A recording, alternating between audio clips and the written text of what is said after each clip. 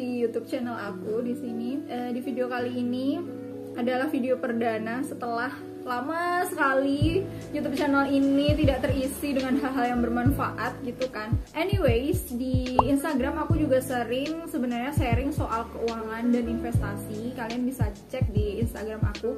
Meskipun sebenarnya nggak rutin banget sih, tapi aku berusaha untuk merutinkan itu sebenarnya.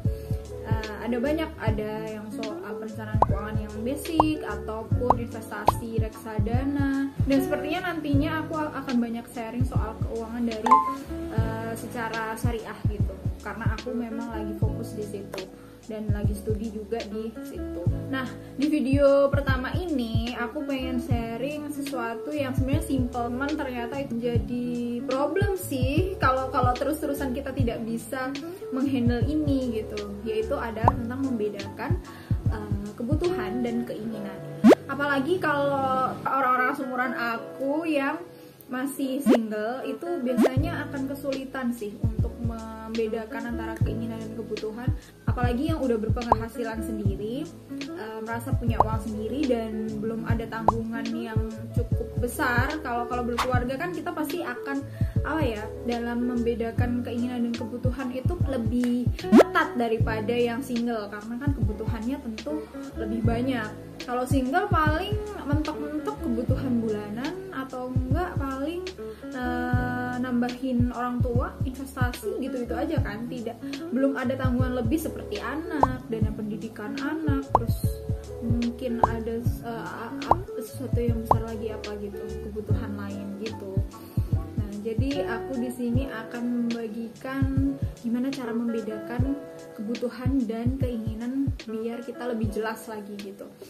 Sebenarnya ada 5 hal yang bisa kalian perhatiin. Yang pertama yaitu adalah dari sumbernya. Kebutuhan itu adalah bersumber dari fitrah kita sebagai manusia. Fitrah kita sebagai manusia yang kalau misalnya kita nggak penuhi, itu tentunya akan mengancam kehidupan kita gitu.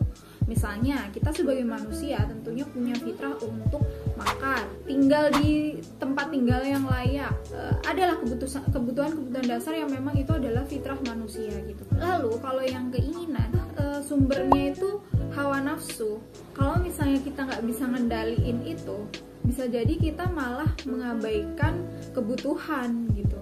Jadi kebutuhan mendasar malah kita abaikan dan kita akan menuruti hawa nafsu itu. Misalnya tadi aku sebutin bahwa salah satu kebutuhan adalah punya rumah. Nah, tapi yang membedakan dengan keinginan adalah kalau kita pengennya rumah mewah yang kayak di drama Penthouse gitu.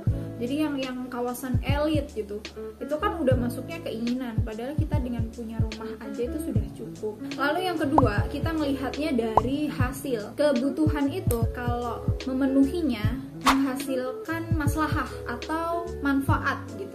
Aku di sini akan lebih banyak menggunakan istilah Islam karena aku melihat perbedaan kebutuhan dan keinginan ini dari perspektif Islam. Tapi sebenarnya ini bisa untuk diterapin segala, maksudnya tidak harus orang yang beragama Islam juga, karena ini memang make sense gitu. Jadi kalau misalnya barang atau sesuatu itu tidak ada manfaatnya, udah jelas itu secara otomatis kita akan menghindari untuk mengkonsumsi itu. Sedangkan keinginan, pemenuhannya itu nggak ada batasnya gitu loh. Jadi kalau misalnya kita ada keinginan satu terpenuhi, nanti pasti ada lagi muncul terus keinginan yang lainnya gitu. Jadi nggak bakalan habis gitu.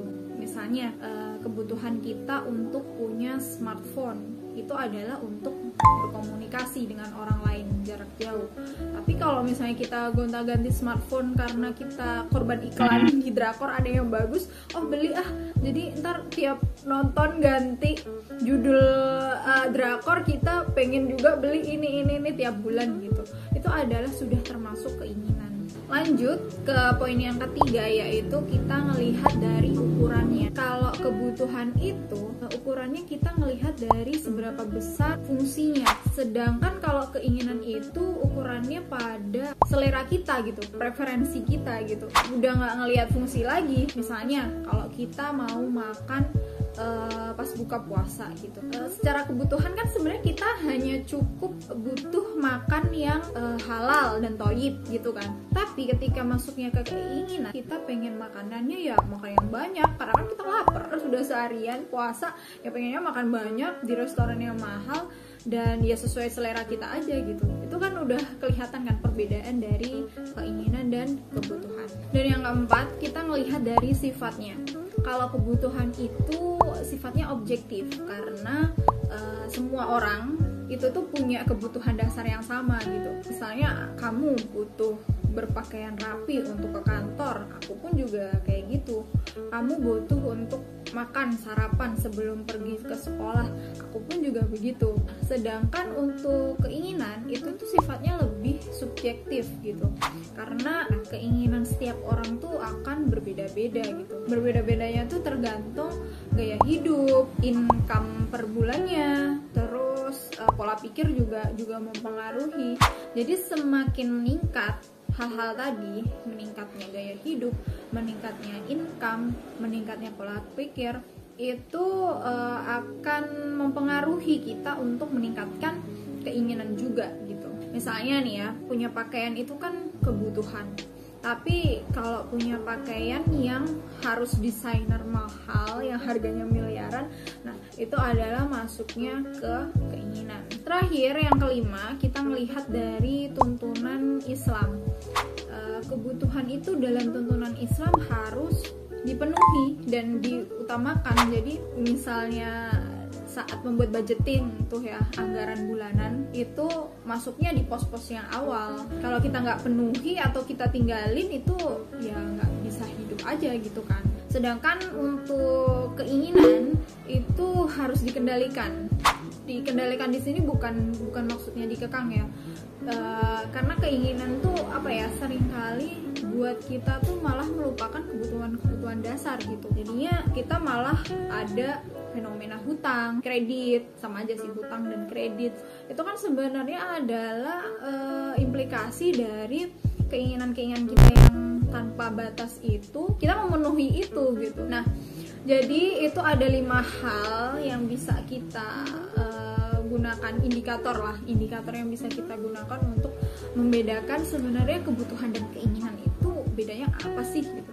Jadi sebelum kita menggunakan uang kita mengkonsumsi sesuatu, itu kita bisa ngukur dari 5 indikator ini. Oke, jadi mungkin sharing aku hanya itu untuk video kali ini. Mungkin kalau dari teman-teman yang nonton ada indikator-indikator lainnya, tambahan-tambahan lainnya yang bisa di-share untuk teman-teman, kalian bisa langsung komen di bawah. Atau mungkin ada yang tidak setuju dengan apa yang aku sampaikan tadi, itu juga boleh disampaikan di kolom komen. Jadi nanti kita diskusi di sana. Oke, terima kasih sudah menonton. Semoga video ini bermanfaat. Dan sampai jumpa di video selanjutnya. Bye-bye.